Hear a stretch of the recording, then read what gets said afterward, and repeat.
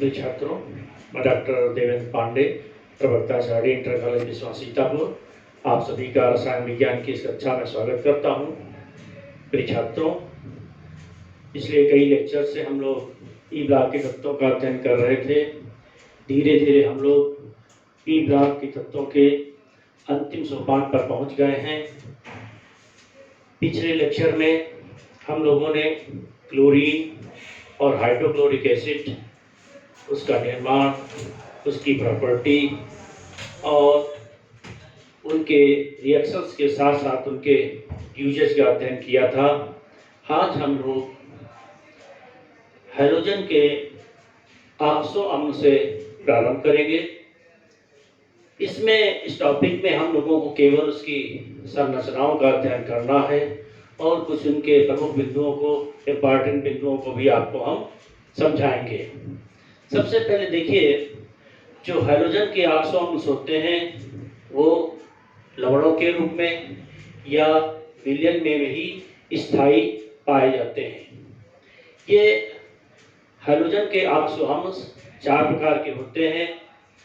हाइपोहैलसम, इसमें +1 oxidation state, हैलसम, इसमें +3 oxidation state, हैलिकम, इसमें +5 ऑक्सीडेशन स्टेट, पर हैलिकम, इसमें +7 ऑक्सीडेशन स्टेट होती है। अब सबसे इम्पॉर्टेंट बात आप ये समझ लीजिए, जो फ्लोरीन होता है वो केवल हाइपोफ्लोरस अम्ल का ही निर्माण करता है, इसमें अन्य ऑक्सो अम्ल नहीं बनते हैं। जबकि अन्य सभी अनेक प्रकार से इन सभी कैटेगरी में लगभग ऑक्सो अम्ल का निर्माण करते हैं। इन ऑक्सो अम्ल में अगर हम उनके एसिडिक प्रॉपर्टी का अगर अध्ययन करें तो पाएंगे परहैलिक एसिड सबसे अधिक अम्लीय, उससे कम हैलिक एसिड, उससे कम हैलस एसिड, और अंत में जो एसिडिक कैरेक्टर होता है हाइपोहैलस एसिड का होता है। जबकि दूसरी तरफ इनके अगर ऑक्सीकारक गुणों का हम अध्ययन करें तो जस्ट रिवर्स है।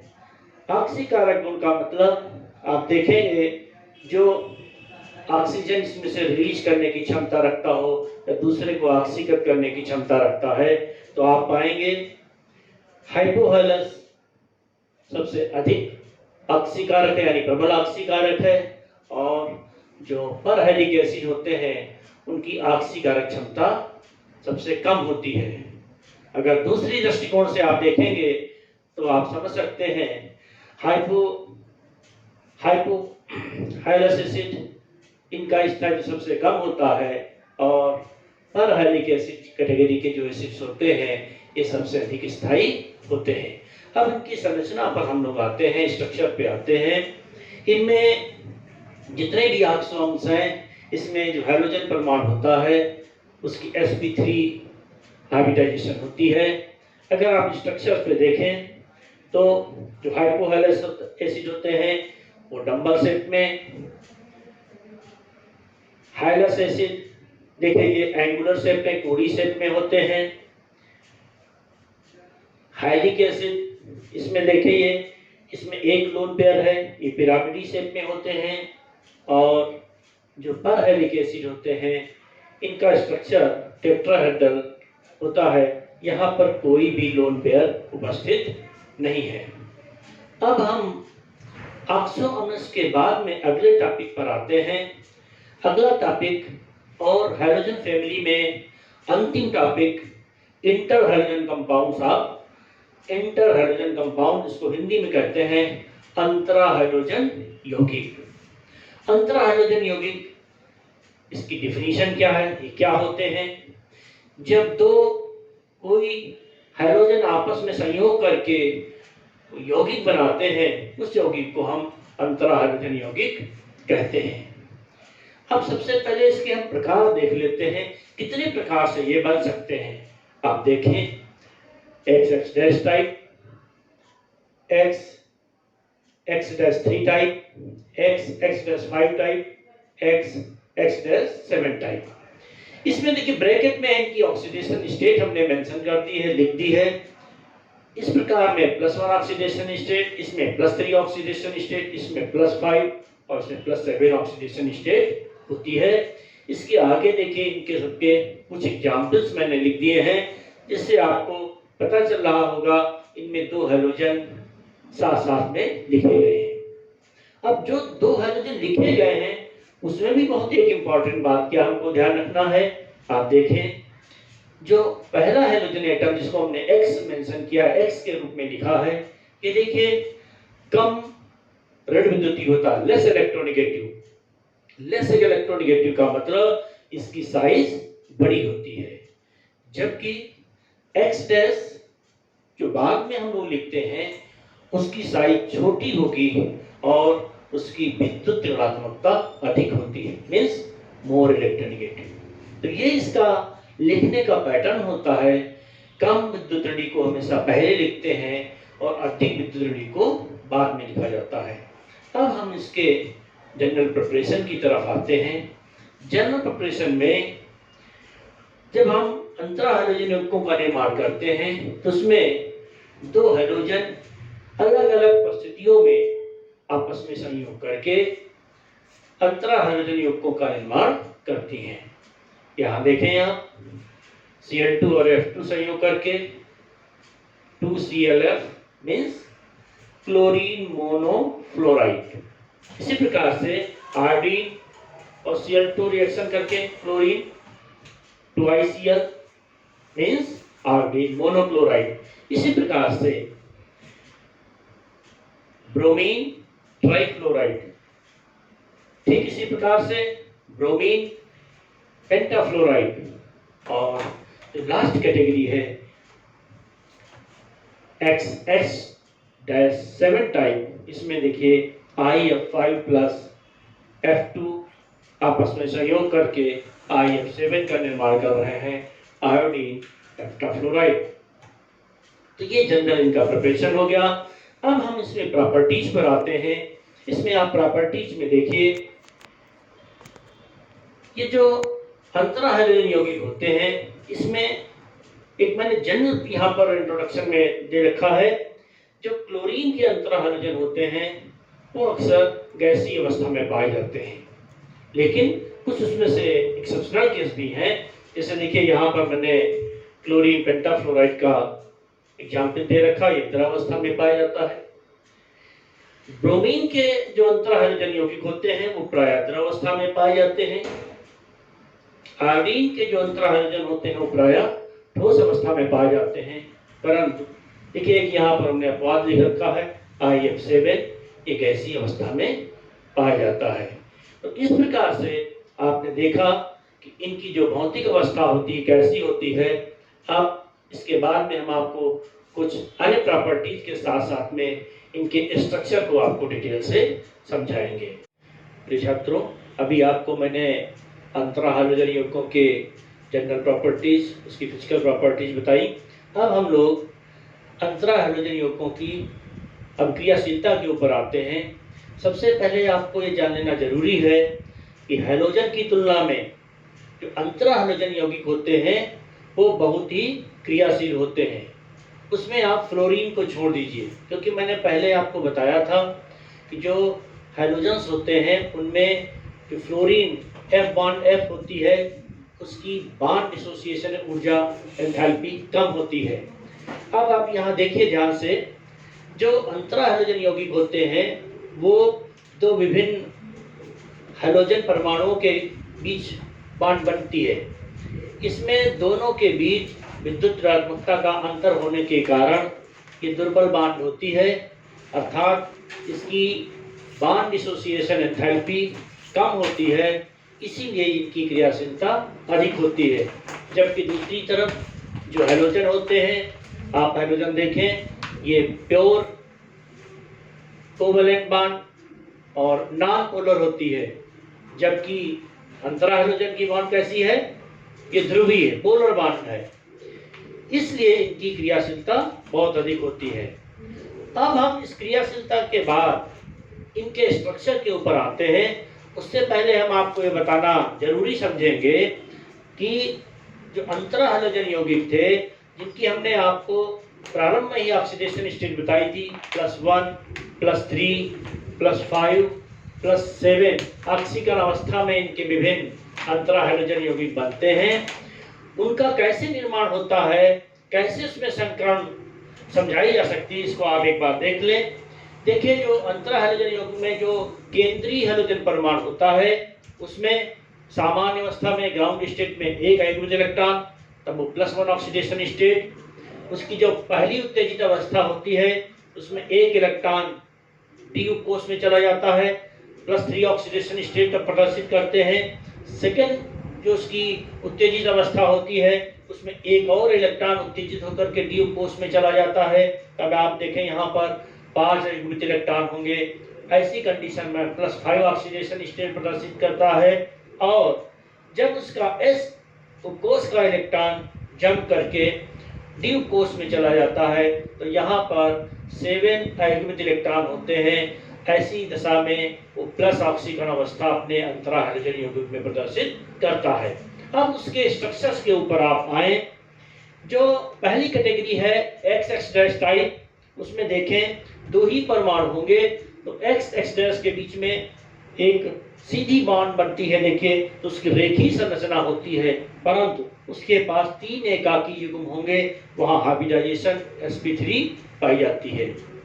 नेक्स्ट में देखें XX-3 टाइप, इसमें यहाँ पर आप देखें, इसमें जो हाइब्रिडाइजेशन है उसमें sp3d है, और यहाँ पर चूंकि 3 दूसरे हाइड्रोजन परमाणुओं से बॉन्डिंग होनी है, तो इसकी शेप टी जैसी होती है, इसे टी शेप कहते हैं। और यहाँ पर 2 एकाकी युग्म उपस्थित हैं और हाइब्रिडाइजेशन sp3d है। नेक्स्ट में आप देखें XX-5 टाइप, यहाँ पर आप देखें, यहाँ हाइब्रिडाइजेशन sp3d2 पाई जाती है, और यहाँ पर 5 दूसरे हाइड्रोजन परमाणु बॉन्डिंग में हैं। तो यहाँ देखें X- ये 5 यहाँ जुड़े हुए हैं, एक इसमें एकाकी युग्म लगा हुआ है। तो जो इसकी रेगुलर शेप है, रेगुलर शेप ऑक्टाहेड्रल ना हो करके एक लोन पेयर उपस्थित है, तो देखें वर्गाकार पिरामिडी होगा, मतलब वर्गाकार एक बांड ऊपर की तरफ, तो एक पिरामिड होता है, नीचे लोन पेयर होने के कारण उसकी जो रियल शेप होती है वो इसमें नहीं होती है। नेक्स्ट में आए देखें sp3d3 हाइब्रिडाइजेशन पाया जाएगा XX-7 में। यहाँ पर 7 बांड आपको दिखाई पड़ रही हैं। 7 बांड में देखें आप 1 2 3 4 5 6 7 तीसरी ऑक्सीडेशन स्टेट, तीसरी उत्तेजित अवस्था में ये फॉर्मेशन होता है। इसमें देखें जो आकृति बनेगी पंचभुजी द्विपिरामिडी, मतलब पेंटागोनल, बीच में 5 बॉन्ड्स होंगी, 5 X- लगे होंगे, एक पिरामिड ऊपर की तरफ, एक पिरामिड नीचे की तरफ, इसलिए पंचभुजी द्विपिरामिडी संरचना इसकी होती है। अब हम लोग इस संरचना के बाद में अब हम उनके उपयोग के ऊपर आते हैं। जनरल उपयोग हम आपको बता रहे हैं। आमतौर से जो अंतरा हाइड्रोजन यौगिक होते हैं वो अजली विलायक के रूप में कार्य करते हैं, नॉन एक्वस सॉल्वेंट। ये बहुत ही उत्तम फ्लोरीनीकारक फ्लोरेटिक एजेंट माने जाते हैं। ClF3 से UF6 इसका निर्माण करके यूरेनियम 235 के संवर्धन में इसका बहुत ही उपयोगी योगदान होता है, इसलिए इसका उपयोग यूरेनियम के संवर्धन में करते हैं। ICl, ये अंतरा हाइड्रोजन जिसको विजयकर्मक के नाम से जानते हैं, ये तेल और वसा के आयोडीन संख्या को ज्ञात करने में उपयोग में लाया जाता है। इस प्रकार से हम लोग ग्रुप नंबर 17 अर्थात हाइड्रोजन परिवार को यहीं पर समाप्त करते हैं। अब P ब्लॉक के अंतिम सोपान पर अर्थात ग्रुप नंबर 18 पर हम लोग आ जाते हैं। ग्रुप नंबर 18 को अक्रिय गैसें भी कहते हैं, आदर्श गैसें भी कहते हैं, उत्कृष्ट गैसें भी कहते हैं, और रेयर गैसें भी कहते हैं, दुर्लभ गैसें, क्योंकि प्रकृति में इनकी मात्रा बहुत ही कम पाई जाती है। सबसे पहले हम आपको बताना चाहेंगे कि कौन कौन सी इसमें उन गैसों में तत्व पाए जाते, हीलियम, नियान, आर्गन, क्रिप्टॉन, जेनान, रेडान और ओर्गानेशन। अब आप देखें इनकी प्रेजेंस क्या है, इनकी उपस्थिति क्या होती है। हीलियम, नियान, आर्गन, क्रिप्टॉन, जेनान, ये लगभग वायुमंडल में 1% के आसपास इनकी मात्रा पाई जाती है, इनकी उपस्थिति होती है। रेडान और ओगानेसन ये दोनों रेडियो एक्टिव तत्व हैं, इसलिए प्रकृति में ये नहीं पाए जाएंगे, ये रेडियो एक्टिव विघटन से ही इनको प्राप्त करते हैं। एक महत्वपूर्ण बात और आप जान लीजिए कि जो हीलियम होता है ये रेडियो एक्टिव खनिजों के विघटन से, अर्थात पिच ब्लैंक, मोनाजाइट सैंड, क्लीवाइट, ऐसे जो ये खनिज होते ऐश होते हैं, वहाँ पर उनके नेचुरल यानी प्राकृतिक विघटन होते होते वहाँ पर हीलियम पाई जाती है। अब इसकी अकरेंस के बाद हम लोग सामान्य गुणों पर आते हैं, इसका general discussion step by step करते हैं। पहला पॉइंट, इलेक्ट्रॉनिक विन्यास। हम सब लोग जानते हैं कि जो ग्रुप नंबर 18 आता है जिसमें अक्रिय गैसें होती हैं, इनका सामान्य विन्यास NS2 होता है, अर्थात इसमें 2 इलेक्ट्रॉन और p उपकोष भी पूरा भरा होता, 6 इलेक्ट्रॉन होते हैं। लेकिन इसमें एक अपवाद है, हीलियम। ये मैंने इंट्रोडक्टरी पार्ट में ही जब मैं पी ब्लॉक स्टार्ट किया था तब भी मैंने बताया था। देखिए हीलियम इसकी समानता अक्रिय गैसों से होती है, इस कारण से वहां रखा गया है, लेकिन इससे अंतिम इलेक्ट्रॉन s में उपस्थित है। परमाणु त्रिज्या के ऊपर आते हैं। देखिए जो अक्रिय गैसें हैं उनकी परमाणु त्रिज्या अपने आवर्त में, जब हम लेफ्ट टू राइट जाएंगे तो आप जानते हैं कि लेफ्ट टू राइट जाने पर हाइड्रोजन तक उनकी परमाणु त्रिज्या घटती है, लेकिन अक्रिय गैसों की परमाणु त्रिज्या बड़ी होती है, क्योंकि इनमें वांडरवॉल फोर्सेस पाए जाते हैं, इनके बीच आकर्षण बहुत निम्न होते हैं, तो तुलनात्मक इनकी संयोजी कक्षा फुलफिल्ड होने के कारण, संतृप्त होने के कारण इनका आकार अपने आवर्त में बड़ा होता है। टॉप टू बॉटम जाएंगे, ऊपर से नीचे जाएंगे तो एक एक करते कक्षाओं की संख्या, ऑर्बिट्स की संख्या बढ़ने के कारण ऊपर से नीचे टॉप टू बॉटम जाने पर इनका आकार, इनका साइज बढ़ता है, परमाणु संख्या बढ़ती है। नेक्स्ट पॉइंट बहुत इंपॉर्टेंट है, आयन एंथैल्पी। आयन एंथैल्पी का इनका जो मान होता है अक्रिय गैसों का बहुत ही अधिक होता है। इसका कारण उनका p उपकोष का पूर्ण तरीके से भरा होना, पूरित होना, यानी कि फुलफिल्ड होना। फुलफिल्ड होने के कारण ये बहुत ही स्टेबल कॉन्फ़िगरेशन होता है, स्थायी विन्यास होता है। ऐसी दशा में यहाँ से इलेक्ट्रॉन निकालने के लिए बहुत अधिक ऊर्जा की आवश्यकता होती है, इसीलिए इनका आयन द्रव्यमान उच्च होता है। अब हम अगले पॉइंट में इलेक्ट्रॉन लब्ध एंथैल्पी का अध्ययन करेंगे। इलेक्ट्रॉन आयन एंथैल्पी के बाद में अब इलेक्ट्रॉन लब्ध एंथैल्पी के ऊपर हम लोग आते हैं। यहाँ देखें जो अक्रिय गैसें होती हैं इनका इलेक्ट्रॉन लब्ध एंथैल्पी मान पॉजिटिव होता है, अर्थात इनमें इलेक्ट्रॉन ग्रहण करने की प्रवृत्ति नहीं होती है, क्योंकि इनका p उपकोष पूर्ण तरीके से भरा हुआ है, p6 कॉन्फ़िगरेशन है। फुलफिल्ड होने के कारण ये इलेक्ट्रॉन ग्रहण करने की प्रवृत्ति नहीं रखते हैं। अब दूसरी इंपॉर्टेंट बात, सभी अक्रिय गैसें एक परमाणु होती हैं कि उनका Cp5Cv रेशियो 1.67 होता है, और इन गैसों के बीच में, इनके परमाणुओं के बीच में बहुत दुर्बल वंडरवॉल फोर्सेस काम करते हैं, इसीलिए इनके क्वथनांक बहुत कम होते हैं और इन्हें आसानी से द्रवित किया जा सकता है। अब सबसे इसके महत्वपूर्ण बिंदु पर हम आते हैं कि इनको अक्रिय गैसें क्यों कहते हैं, क्योंकि ये क्रिया नहीं करती हैं।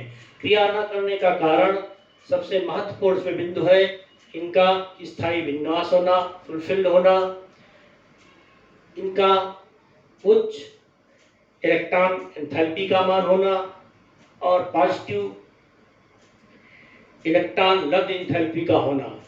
आयन एंथैल्पी जो होता है वो बहुत अधिक है और इलेक्ट्रॉन लब्ध एंथैल्पी पॉजिटिव है, अर्थात इलेक्ट्रॉन ग्रहण करने की प्रवृत्ति नहीं होती है, इसीलिए दुर्बल इनमें जो क्रियाशीलता होती है वो अक्रिय होती है, इनर्ट होती है, इसीलिए इनको अक्रिय गैसें कहते हैं।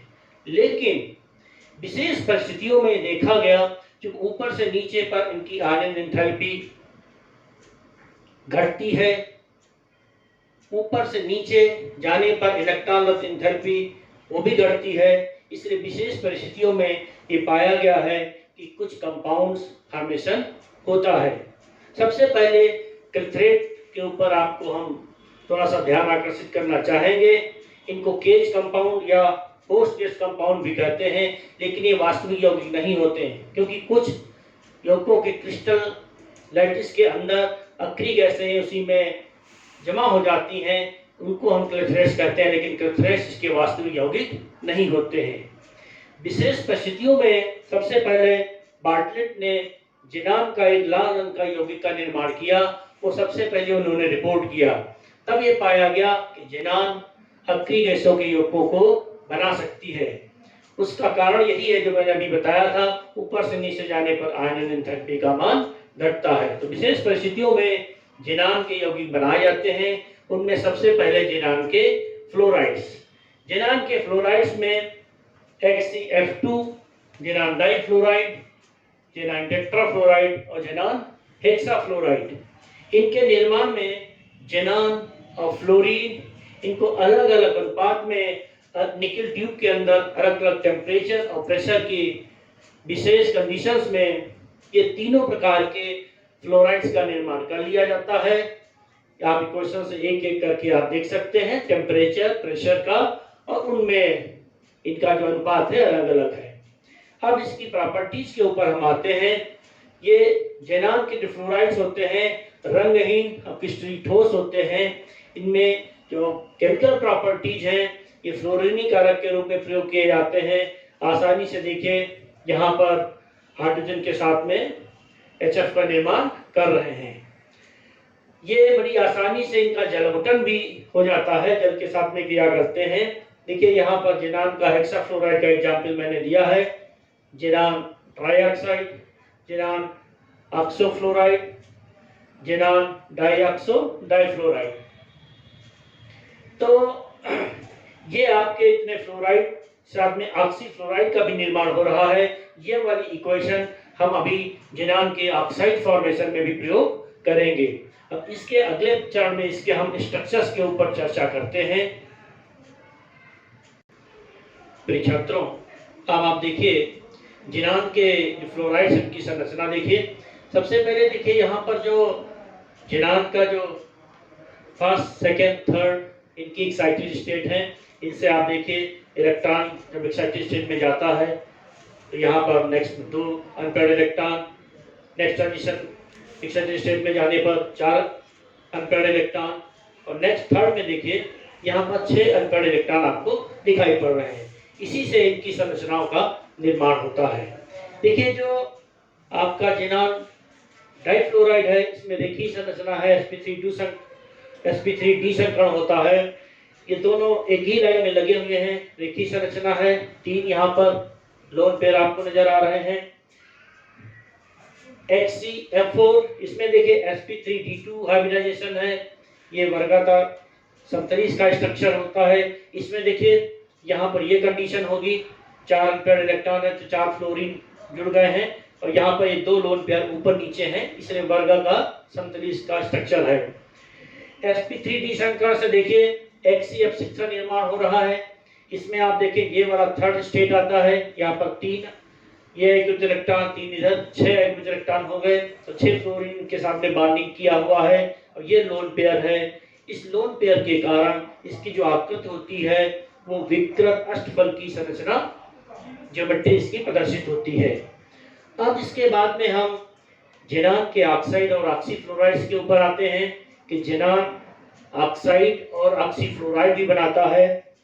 ये इनका जो फॉर्मेशन होता है, अभी हमने जिनान के फ्लोराइड्स का जो जल घुटन पहले आपको बताया था, उसमें आपको दिखाया था कि जिनान हेक्साफ्लोराइड के जल घुटन से किस प्रकार से HCO3, XO4, HCO2F2 का निर्माण हो रहा था। ठीक उसी समीकरण का प्रयोग करके इनका यहाँ पर हम जल घुटन से निर्माण करेंगे।